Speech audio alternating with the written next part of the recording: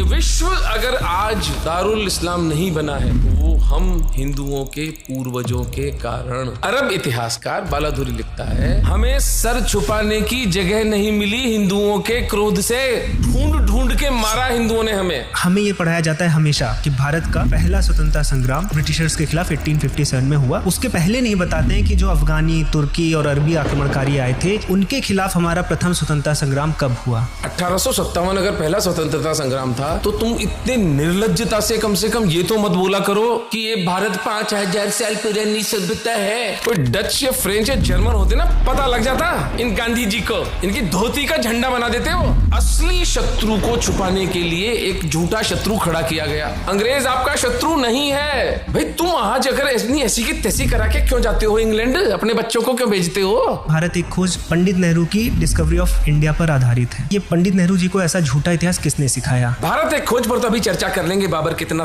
धार्मिक था और राणा सांगा कितने अंधविश्वासी थे। आप किसी अरे खैरे नत्थु खैरे को पंडित नहीं कह सकते। आप इस देश का प्राइम मिनिस्टर बना दिए गए और आपकी कोई परीक्षा नहीं हुई। नालंदा और तक्षशिला के विश्वविद्यालय 1500 वर्ष पूर्व बनाने वाला हिंदू समाज, उसकी छाती पर एक अनपढ़ मदरसे में छाप इस देश का शिक्षा मंत्री बनाया गया। और क्या कर रहा था इस देश का हिंदू नेतृत्व, कहाँ थे इस देश के हिंदू विचारक। ये इस पर एक जांच कमीशन बैठना चाहिए, सजाए मौत होनी चाहिए इनको सबको, हैंग टिल डेथ।